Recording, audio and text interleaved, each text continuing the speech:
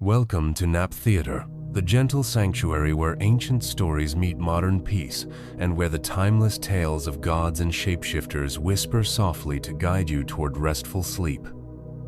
Thank you for choosing to unwind with us tonight.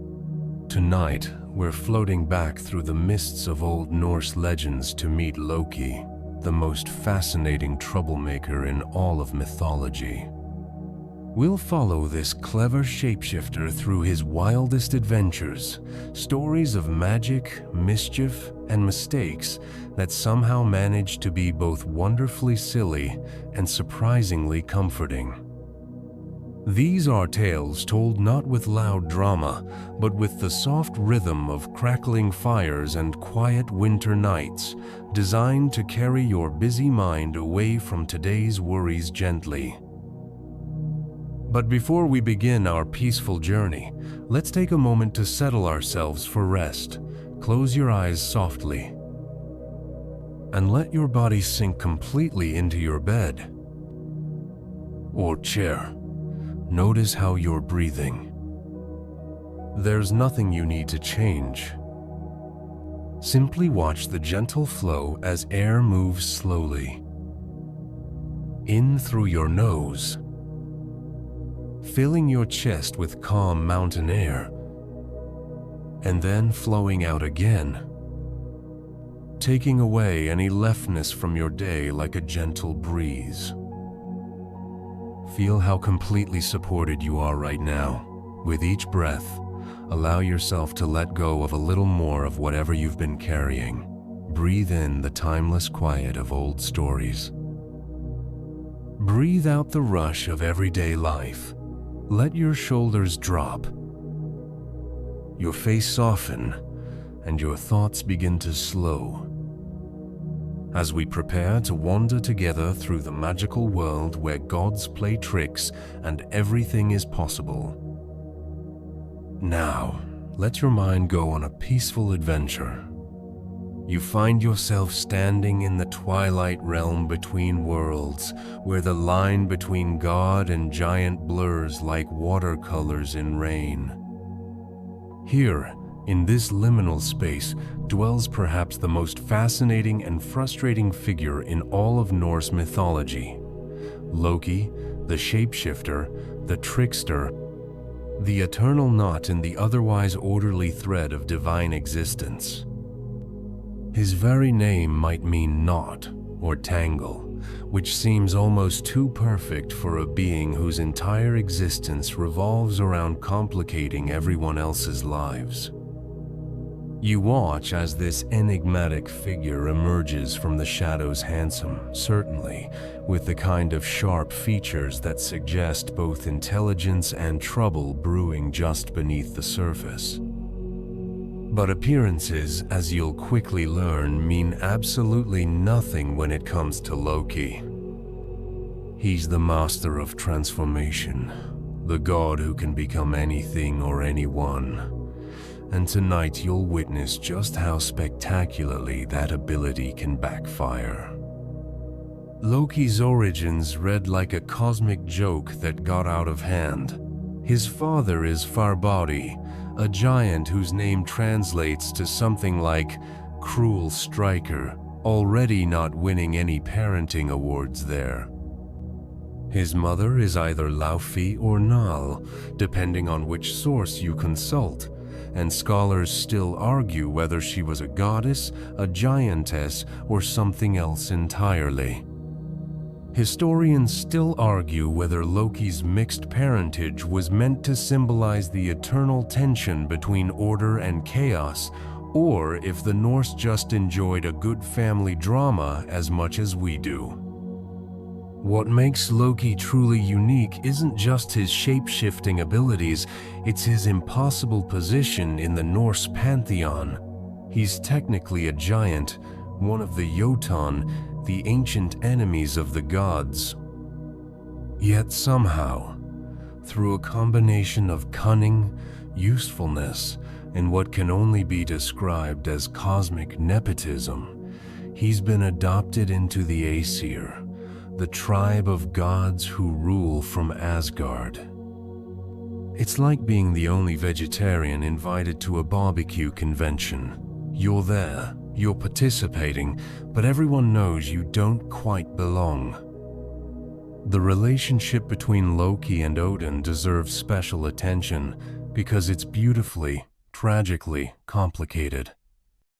They're blood brothers, bound by an oath that predates most of the other relationships in Asgard. This isn't the Marvel version where Odin adopts Loki as a child. This is two adults, one a king of gods and the other a giant with daddy issues, deciding they're stronger together than apart. It's the kind of alliance that works brilliantly until it spectacularly doesn't. You witness one of Loki's earliest and most infamous pranks, the incident that would establish his reputation as someone who solves problems by creating bigger problems.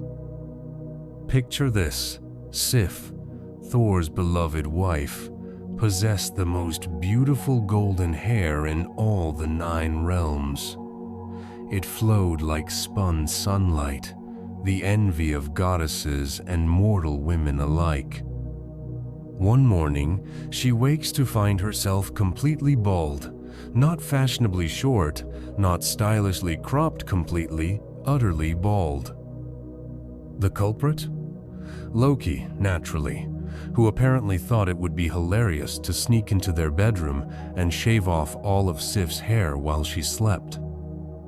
The prank itself is juvenile enough, but the aftermath reveals everything you need to know about how Loki's mind works. When Thor threatens to break every bone in his body, and Thor is not known for making idle threats, Loki doesn't apologize or try to fix things the easy way. Instead, he embarks on an elaborate quest to commission the dwarves to create new hair for Sif. Hair made of actual gold that would be even more beautiful than her original locks. This pattern creates chaos, then solve it through even more elaborate schemes becomes Loki's signature move.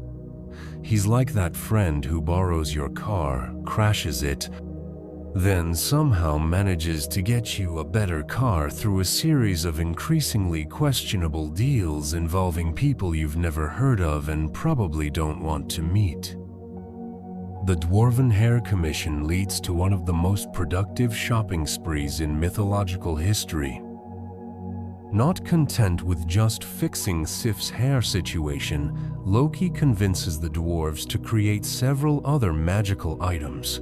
Odin's spear Gungnir, which never misses its target, and Freyr's ship Skidbladnir, which can be folded up and carried in a pocket when not in use. It's the kind of overcompensation that would make a guilt-ridden ex-boyfriend proud. But here's where things get interesting, and where you begin to see the deeper currents running beneath Loki's seemingly random mischief. Every prank, every scheme, every moment of chaos he creates somehow ends up benefiting the gods in the long run. The golden hair incident doesn't just give Sif better hair, it arms the gods with some of their most powerful weapons and tools. It's as if Loki understands on some level that the gods need to be pushed, challenged, and occasionally humiliated in order to grow stronger. You drift deeper into Loki's world of transformations, where the very concept of fixed identity becomes as fluid as water flowing downhill. Remember that golden hair incident? Well, that was just the appetizer in Loki's grand feast of chaos. Now you're about to witness shapeshifting taken to levels that would make even the most creative Hollywood special effects team throw up their hands in defeat. The most famous and, frankly, most bizarre of Loki's transformations begins with what should have been a simple construction project. The gods need a wall built around Asgard, because apparently even divine realms need good security systems. A mysterious builder appears, offering to construct an impenetrable wall in exchange for the sun, the moon, and the goddess Freya as his bride. The gods, displaying the kind of negotiating skills that would make any modern contract lawyer weep, agree to this deal with one tiny condition. The builder must complete the work in a single winter, and he can only use his horse for help. You watch as this builder, working with his magnificent stallion Svadilfari, makes incredible progress. Too much progress, in fact. The gods begin to panic as they realize they might actually have to honor this ridiculous bargain. Enter Loki, stage left, with a solution that's so outrageous it circles back to being brilliant. His plan? Seduce the horse, not metaphorically literally transform into a mare and lead the stallion away from his work. What follows is perhaps the most awkward interspecies romance in all of mythology. Loki, now a beautiful mare, successfully distracts Svadilfari from his construction duties. The builder, deprived of his supernatural horse's help, fails to complete the wall on time. The gods get their security system without paying the price, and Loki gets pregnant. Because apparently when you're a shape-shifting trickster god, biological impossibilities are just Tuesday. 9 months later, Loki gives birth to Sleipnir, an 8-legged horse who becomes Odin's personal mount. It's the kind of family tree that makes genealogists reach for stronger coffee.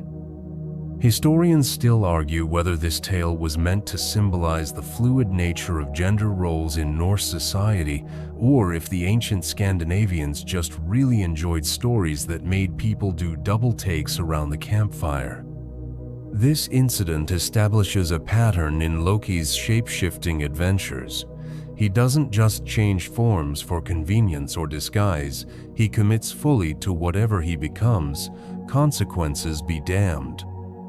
When he transforms into a fly to spy on the dwarves crafting magical treasures, he doesn't just buzz around eavesdropping. He actively interferes with their work, stinging them at crucial moments to try to ruin their creations. It backfires spectacularly, of course, because the dwarves are professionals, and Loki is, fundamentally, a chaos agent with impulse control issues. The salmon transformation represents perhaps Loki's most desperate shape-shifting attempt. After orchestrating the death of Baldril, get to that delightful mess shortly, Loki knows the gods are coming for him with the kind of righteous fury that makes hurricanes look like gentle breezes. So he does what any sensible trickster would do. He builds himself a house with doors facing all directions for quick escapes, and when that's not enough, he transforms into a salmon and hides in a waterfall. But here's where Loki's cleverness becomes his downfall in the most poetic way possible. While hiding in his house, he invents the fishing net, essentially creating the very tool that will be used to capture him. The gods find his house, discover his invention, and immediately understand its purpose. They craft their own net and use it to catch Loki in his salmon form. It's like watching someone dig their own grave while providing detailed instructions on proper shovel technique. The transformation abilities aren't limited to animals, though. Loki's gender-shifting capabilities appear throughout the myths, sometimes for practical purposes, sometimes just because he can. He becomes an old woman named Ayuk to refuse to weep for Balder, ensuring the beloved god stays dead. He disguises himself as a serving woman to gather intelligence at various feasts and gatherings. In a culture where gender roles were generally quite defined, Loki's fluid identity makes him both fascinating and unsettling to his contemporaries. One of the most entertaining examples of Loki's problem-solving through shapeshifting occurs during the theft of Thor's hammer, Mjolnir. The giant Thrym steals the hammer and demands Freya as his bride in exchange for its return. Freya, understandably, is less than enthusiastic about this arrangement. The gods are stumped until Loki suggests that Thor dress as a bride and attend the wedding himself. It's a plan so ridiculous it just might work, and it does, but only because Loki accompanies Thor as his bridesmaid, ready with quick explanations for every suspicious moment. When Thrym wonders why his bride is eating enough food for 8 people, Loki smoothly explains that Freya was too excited about the wedding to eat for days. When the giant notices the fierce glare behind the bridal veil, Loki claims the bride hasn't slept from anticipation. It's improvisational theater at its finest, with the fate of the gods hanging in the balance, and Loki essentially carrying the entire performance on his silver tongue. The deeper you delve into these transformation tales, the more you realize that Loki's shapeshifting isn't just about changing form sets, about changing the fundamental nature of situations. He doesn't just become a mare. He becomes the mare that saves Asgard from an impossible bargain. He doesn't just become a salmon. He becomes the salmon that forces the gods to innovate new hunting techniques. Every transformation is both an escape and a trap, a solution and a new problem, perfectly embodying the paradox that is Loki himself. You witness the final act of Loki's cosmic drama, where all his clever schemes and shape-shifting tricks finally catch up with him in the most devastating way possible. Remember that salmon transformation we mentioned earlier? Well, that desperate attempt at escape marks the beginning of the end for our favorite trickster god, and what follows is a punishment so severe it makes every previous consequence look like a gentle scolding. The catalyst for Loki's ultimate downfall is the death of Balder, the most beloved god in all of Asgard. Balder is everything Loki isn't: pure, shining, universally adored, and blessed with prophetic dreams that unfortunately reveal his own death. When Frigg, Balder's mother, learns of these visions, she embarks on the most thorough insurance policy in mythological history, traveling to every corner of existence and making everything promise never to harm her son. Fire swears it won't burn him, water promises not to drown him, weapons vow not to cut him. It's the kind of maternal protection that would make helicopter parents take notes. But Frigg makes one tiny oversight, dismissing mistletoe as too young and harmless to bother with. It's the kind of detail that seems insignificant until it becomes absolutely catastrophic, like forgetting to check if your parachute is properly packed because you were distracted by the pretty clouds. Loki, being Loki, discovers this loophole through his typical method of disguising himself as an old woman and casually interrogating Frigg until she reveals her one mistake. What happens next reveals the darkest side of Loki's nature. The gods, delighted by Balder's apparent invincibility, turn his immunity into a party game, taking turns throwing weapons and objects at him just to watch them bounce off harmlessly. It's the kind of divine entertainment that probably seemed hilarious right up until it wasn't. Loki crafts a dart from mistletoe, the only substance in existence that can harm Balder, and approaches Hother, Balder's blind brother, who's sitting sadly on the sidelines because he can't participate in the fun. With the kind of helpful guidance that makes your skin crawl, Loki offers to help Hother join the game, placing the mistletoe dart in his hand and directing his aim.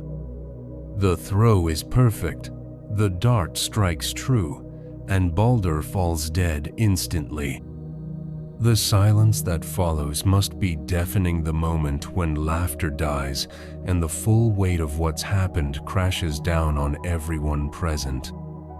Historians still argue whether Loki's motivation was pure malice, cosmic necessity, or simply the compulsive need to prove that nothing in the universe is truly safe from chaos. The aftermath unfolds like a nightmare in slow motion. The gods attempt to retrieve Balder from Hel's realm, but their efforts fail when one being an old woman named Hawuk, who is almost certainly Loki in disguise, refuses to weep for the dead god, ensuring he remains trapped in the underworld. It's the kind of double-down move that transforms a tragic accident into deliberate murder, and the gods finally understand that Loki has crossed a line from which there's no return. But Loki's fate is truly sealed during the events of Lokasenna, where he crashes a feast uninvited and proceeds to insult every god present with the kind of brutal honesty that burns bridges and salts the earth beneath them. He reveals secrets, exposes hypocrisies, and generally behaves like someone who's decided that if he's going down, he's taking everyone's dignity with him.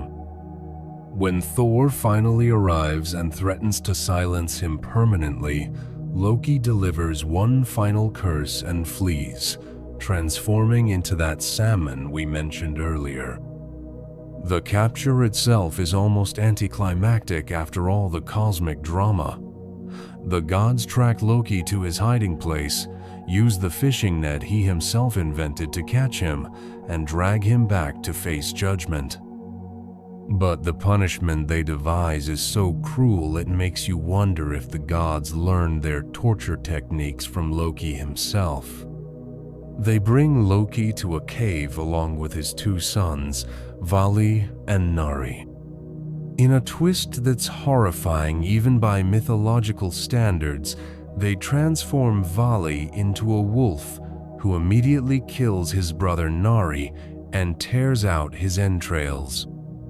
These entrails are then used to bind Loki to 3 stone slabs, and the moment the binding is complete, the organic rope transforms into iron chains. It's the kind of punishment that's both deeply personal and cosmically significant, using Loki's own family against him while ensuring his bonds are literally unbreakable. But the gods aren't finished.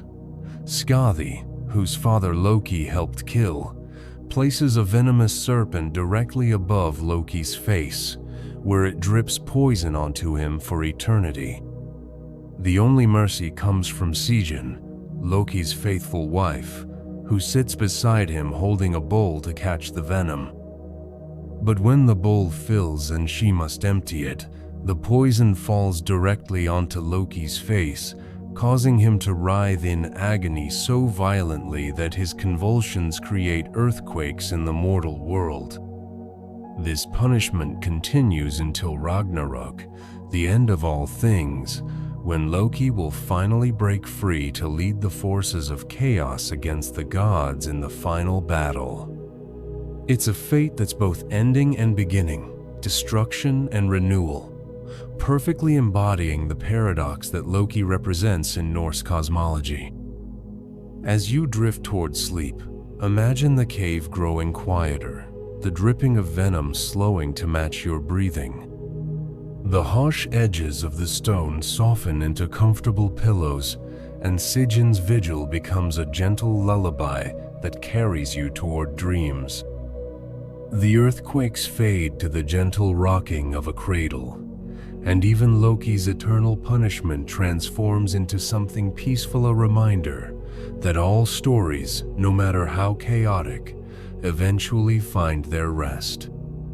The trickster god's tale becomes a whisper, then a sigh, then the softest breath of wind through ancient trees, carrying you safely into the realm of sleep where all transformations are possible and all punishments are merely dreams that fade with the dawn.